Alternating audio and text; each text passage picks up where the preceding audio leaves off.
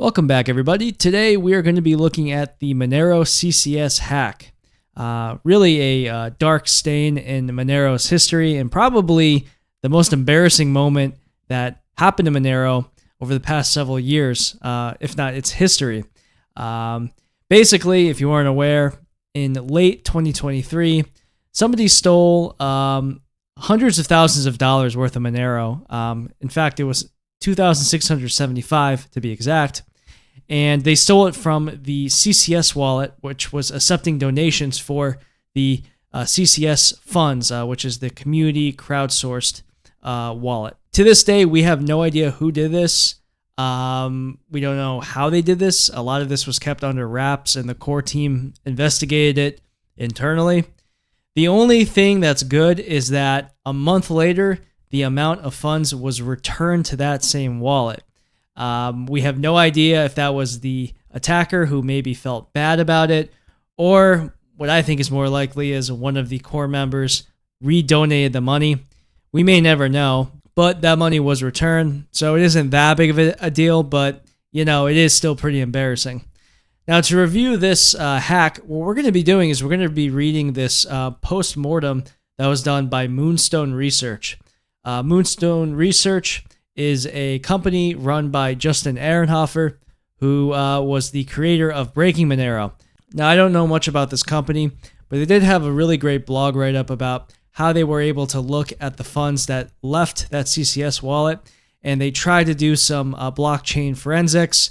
And it wasn't really that successful. However, we were able to see some cospends that happened. So we're going to be essentially reviewing a lot of the stuff that we saw in the ring signature portion of Attack of the Poison Outputs. So, like I said before, the hack happened September 1st, 2023. 2,600 Monero was stolen in 9 transactions. It says here that most notably, we were able to reliably trace forward through 3 of the attack's transfers, which we're going to show you later in this blog. So we see down here that there are 9 transactions that left this wallet.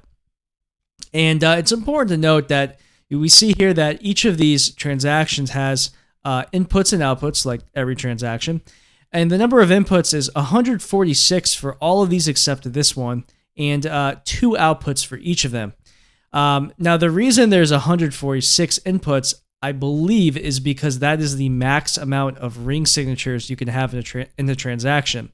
So when they cleared the wallet, you had 146 donations, 146, so on and so forth. And then the leftover amount, the 33 donations in this final transaction. So I can click on just one of these transactions here. So we can see we have the 2 outputs here, 146 inputs, and we can scroll down and there's more. Hold on, I can go to more details here. Yeah, as you can see here, this shows all the different ring signatures. There's 146 of them, so these massive transactions. And there was a bunch of these that got sent. So these got sent, and they created a transaction graph. And what they were able to do is they were able to find an obvious lead. And the reason this lead is obvious is because this transaction that was sent had 17 ring signatures. And in those 17 ring signatures, it had 9 poisoned outputs in the transaction rings. If you recall, I made an episode about cospends, and this is exactly what cospends are. So if we pull up this transaction here, this was the consolidated transaction. There were 17 ring signatures. And so of these 17 ring signatures, 9 of them have a poison output inside of them. So for example here, this poison E note, E9D44, I can search it here, and we see that it pops up in one of these rings. And of course, we could go down the list here to each of these E-notes here, or these poison outputs, same thing. And these poison outputs appear in the different rings. In a case like this, because there are so many poison outputs in the same transaction, the probability of this transaction not being that attacker is very, very low. Just because, they're sending all of these poison outputs at the same time. And as it says here, it's extremely unlikely that this transaction was created by any person other than the attacker. Additionally, it does say that there are funds that were spent in other rings, right? Because some of the rings didn't have poison outputs inside of them. So what they're saying here is you could actually look at these other rings and maybe work backwards and see maybe if they were consolidated from a previous transaction. This is, of course, much harder to work backwards than it is to work forwards, but it is an option if you were to try to break down this transaction into more detail. Now, one peculiarity that pops up here is that there are 11 outputs that were created for this transaction. Now, if you recall, when you send a transaction, usually that transaction only has 2 outputs, right? In a regular transaction here, you would have one of the addresses going to the person you're sending Monero to, and the other amount being sent back to you as change. We call that a change output. And this is how Monero works, right? You send Monero, and then the amount of Monero left over gets sent back to you. However, in this case, we have 11 different stealth addresses. The reason this is a peculiarity is because you actually have to manually do this, and it's just something that is an advanced feature that most people don't do. It doesn't make any sense why the attacker would do this. So yeah, this is called a batch transaction, and I'm going to show you how to send one actually right now. So this is the command to send a batch transaction. Transfer the address. So I'm using the StageNet, which is why this begins with a 7. So transfer the address, the amount, and then another address and the amount. I'm using the same address because I'm lazy. Hit enter. Ask me for my password. Enter again. Yes. Transaction successful. So let's go take a look at it. And we see here we have 3 stealth addresses. Why are there 3 stealth addresses? Well, one of these stealth addresses is going to the first person I sent Monero to. The second stealth address is going to the second person I sent Monero to. And the third is coming back to me. Now, technically, I sent all of these Monero to myself because I was just using my own internal wallet. But that's how it would look if you were to send it to another person. So yeah, this makes it very bizarre that this individual would split this up into 11 outputs. But, you could think that, well, maybe they are doing that to then, send it to different people who are part of the operation, right? So maybe there were 10 different hacker guys that you need to give Monero to as payment for this successful CCS hack. So you're sending the different Monero to each of these stealth addresses, and each of these would be a different person who was involved in the hack. That sounds totally plausible, right? However, we now go back to the article to see what else was found out. And so as you can see here, with this transaction with 11 outputs, this was put into their blockchain forensics tool, and it was found that there were 2 different candidates that appeared that had cospends, and this one in particular had 6 matching cospends.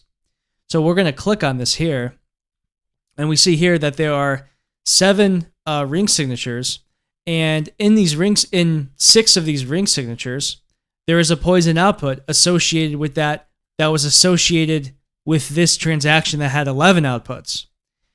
Now, why that makes no sense then is our initial theory that we had that, this is going to different people.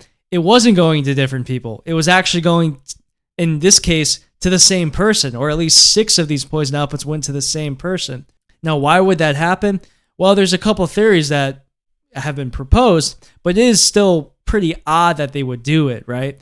It doesn't really make much sense. If you are someone who's advanced, why would you, put your cospends together, right? It just makes it more obvious that you're sending that Monero later on, right? If you had just only had 1 output, then it would just be a regular transaction where it would just be 1 ring signature with that poison output.